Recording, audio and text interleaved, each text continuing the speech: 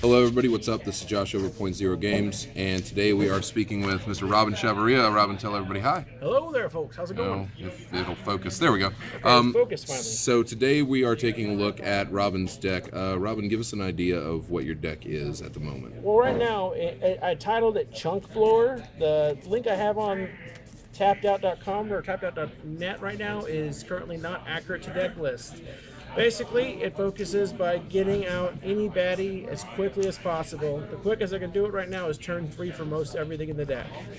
And with the help of Elvish Mystic, Sylvan Caryatid, and Burning Tree Emissary, if I have to do Devo, I can do it. I have options. My other creatures are Scavenging Ooze, which I run a 3 of, Boris Reckoner, which I run a 3 of, Polar Kronos, also 3 of, Fanatic and Mogus, 3 of. Okay, so what are we looking at for the combo here? Like, what is an optimal starting hand with all these guys? An optimal starting hand, you're looking at about 3 to 4 land with at least a Mystic or a Caryatid or Burning Tree and Nykthos Shrine in my hand. Typically, you want to actually either have Boris Reckoner or Fanatic and Mogus, preferably both. I mean, that's an ideal hand because you can easily dump it by turn 3.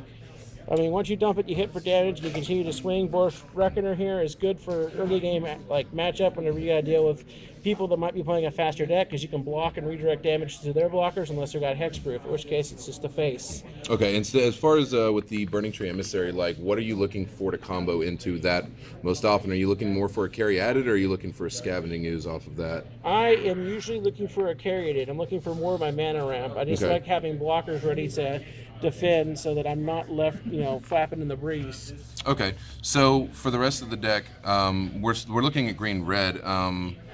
Do you have Boros Reckoner and you've got Elspeth later in the deck, right? Yes. Okay, so for what else what are we looking at for the rest of it? We've got Perforos over here, so seems like there's a little bit of the Naya strategy coming in. Yeah, there is Naya strategy here. You're looking at any drop that can be played in the turn, especially with this guy out. Once he hits field, I mean, any creatures you drop using either Elspeth, Xenagos, or just what you pull from hand is an easy 2 damage. I mean, the only thing that really neutralizes it is Kiora. And I mean, there is removal, but you have to be able to remove it from the game using Vanishing Light, Revoke Existence, Fade into Antiquity, and even Silence the Believers if he goes into creature. I mean, you got Stormbreath Dragon. He's just perfect against white. Against the Naya matchup, I'm fairly certain that it's going to cancel out Archangel Luthun. There's not much you can do about it. I mean, Stormbreath Dragon's just your solid 4/4 flyer haste drop. I mean, it's almost like a Thundermaw Hellcat, except not quite as awesome. Okay, and so that's going to be the creatures. You're not running too many instants and sorcerers. You're actually running just some flat-out sorceries. What are we looking at here? Okay, what you're looking at here, we're looking at Mizzium Orders, which is good for the early game at just removing anything with toughness 4 or less. Okay. And I mean, its overload cost can come as quickly as turn 4. Okay. So that gets rid of threats. And then I got Flesh and Blood over here. Flesh is great because I can tap for, black mana if I need it to exile any creatures that actually wound up in my graveyard. And if I need to, I can infuse it with blood, but specifically blood because it is a game ender. It's a game ender and it destroys bigger blockers because of my creatures with bigger power. Yeah. Yeah, because you bounce that off of Scoos after you pick up a couple of counters on them or anything. It seems like that'd be pretty detrimental. Hence why the deck is named Chunk Blower. I gotcha. So we've also got a few Planeswalkers in the deck. Walk us through this. How many are we looking at, and what are the combos that we're looking at from them? You're looking at 8. And the combo you're looking at is Domri Raid. He's early game card draw. He basically will allow you to search your deck out for creatures. He's not as potent as Garrick, but he's cheap. He's got a fight mechanic. That's another source of removal. I mean, he's really great. And if somehow you can get to a -7, anything in your deck becomes the biggest threat known to mankind. Okay. What about Xenagos here? Okay, I'm only running 2 of them, but as I said, man, he helps for that mana ramp. I mean, with the creatures I get on the field early game, I can either ramp into bigger creatures, or I can use it to play things like Elspeth at turn 4 or 5. Okay. And then on top of which, I mean, the 2/2s synergizing with Perforos. Yeah, straight up Perforos. I mean, everything seems like anything can sync up with Perforos. He's terrific for that. And then we've got Power Bitch Elspeth. Yes, I know. The hatred is there, but I mean, she's a solid planeswalker. She pretty much says that your opponents cannot have creatures that are weak to board wipe. I mean, if it can be regenerated, sure, you can regenerate it, but that's a turn that spends tapped. So if I got creatures that are just right below that 4 mark, I mean, they're going to be able to swarm over. And then you got the +1 that adds into 3 soldiers. That's an easy 6 damage a turn from Perforos.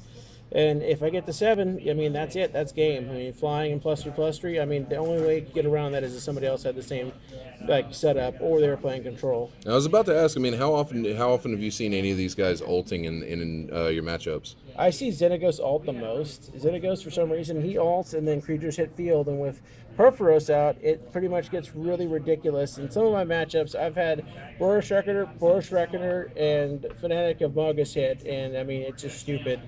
I mean, it's ended tournament rounds quickly. And that's all I really wanted to do. All right, so let's take a look at the sideboard, because it's a really interesting sideboard that you've got.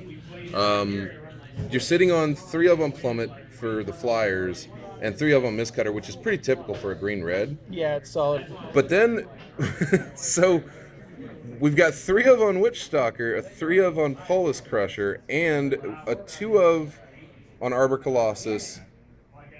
Those are okay. We've got a Ratchet Bomb. I know, you're wondering what that Ratchet Bomb's there for, but again, in a mirror matchup, it kills tokens. It says, no tokens, you don't get to live. Okay. Hey, tokens, go to the graveyard. Well, wait, you don't go to graveyard. You're just off the field. Okay, and I mean, it seems like it's a fairly steady sideboard. It seems like there's a lot of consistency when you're siding in. Like, what do you want to take out of the main board to side in for what matchups? No, for certain matchups, for example, if Stormbreath Dragon isn't working, or they have a lot of pro red or a way of stopping Stormbreath, I just drop Arbor Colossus. I mean, essentially, Stormbreath and Arbor Colossus are going to eat that removal if they have the removal. It's going to eat that counter. So I mean, there's not much you can do about it. But to get around it, basically, it's just a distraction. It's a distraction for it to hit field. It's not actually meant to survive. If it does, it's going to be a giant threat. When you combine it with things like Flesh and Blood, it's going to, be pretty detrimental if you're in a stalemate. I mean, basically, that's a stalemate card. Polish Crusher, against people running a lot of enchantments, a lot of enchantment-heavy creatures, and a lot of enchantments like Banishing Light, you can't touch them. You can't touch them with the gods. You can't touch them with anything that's targeted removal. You basically have to hit him with actual straight-up creature kill, creature damage, straight-up damage. I mean, but it can't be enchantment-based. And on top of which, I mean, he's a nice jank card. Like, once you get the monstrous off, if he's hitting somebody, even for the 1 trample damage, like you're going to be able to start wiping more enchantments. Exactly, and that's why he's so lethal. I run Witchstalker just in case I go up against Azaria's Control, against Esper, against anybody who says, I want to counterspell your stuff, or I want to target your stuff with D-Spear, Banishing Light. I mean, he just does not care. I mean, the thing's practically a honey badger. The only problem is it can still be killed by things like Anger of the Gods, by Mizium Mortars, and by Devour Flesh. Right. So, I mean, you got to keep that in mind when you're playing him. You either want another creature out that could be sacrificed, or you want to be able to find a way to pump him up. And if you can't pump him up, he's gone. He's dead. Okay. So let's take a look at land base here. What are we looking at for the mono base? You're looking at 3 Mana Confluence, a 1 of a Nykthos Shrine to Nyx, Rogue's Passage for the unblockable stalemate games, so that way you can get on through and lay some damage in. And then I run 4 Stomping Ground, 4 Temple Garden, 3 Temple of Abandon, 3 Mountains, and 3 Forest. And I mean, so far that mana base has worked out real well. The only problem is I wish there was something that could be replaced for Mana Confluence. It's not that good because of the life you're losing. You're not gaining enough life to have it be a viable option for your mana base. So you really don't want to draw too many of them in your opening hand. If you do, then tread lightly or mulligan, because you can still mulligan of Pride, just don't go below 5. Have you considered possibly dropping a Mana Confluence and throwing in another land, or do you think 3 is the sweet spot for it? 3 is a sweet spot for most cards. If I was going to take out a land, I would probably take out a Mana Confluence and either add in a Plains or another Forest. Okay. So as far as like overall matchups when you're going up against an opponent, which ones are you seeing that you're the strongest against? Which one are you seeing that the weakest? I think that it would be fairly weak despite the sideboard hate and the main deck hate against Control. Control really has a lot of ways of saying no to what you play. You have until turn 4 to actually be able to do anything to your opponent before they lock you down with the board wipe, and then the next turn they're going to Sphinx's Rev, and then again that life they're going to draw 3 cards, and you're almost always guaranteed the odds of them pulling more board wipe late game, so you want to get that game over as quickly as possible. You also don't want your creatures to be counterable, because the moment they get countered, you're in a situation where you can't recover.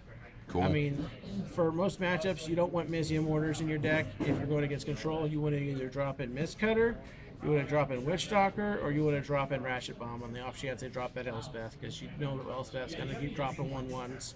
So there's an ideal moment of timing. Now, it's going to probably draw a Banishing Light or a Detention Spear, so just be ready. Okay, cool. As far as success that you've seen with the deck, I mean, I know that you've been through multiple iterations on this deck multiple times. You've gone more Naya than anything, and then you've gone back to green red, and then you've like constantly with this current iteration. I mean, what are you seeing as far as success? How many games have you even got in with this so far? A grand total of games I've got in with this particular iteration today is only 6. Okay. Only 6. The other iterations of each deck usually about 30 to 40 before F&M, but that's only if I'm able to test play. And those 6 were against me, and you stomped my ass. Yes, but they were good matches. I really enjoyed the first game because it was a solid of what both decks can do with optimal cross. Cool. Well, hey, Robin, I appreciate you talking to us today. For anybody that wants to see more Deck Tech videos along with us, go ahead and hit subscribe up at the top. Go ahead and give us some likes, give us some comments, tell us what kind of decks you want us to do some Deck Techs on. This is Josh over at Point Games on behalf of Robin Chavarria. We'll see you guys later and have a good day.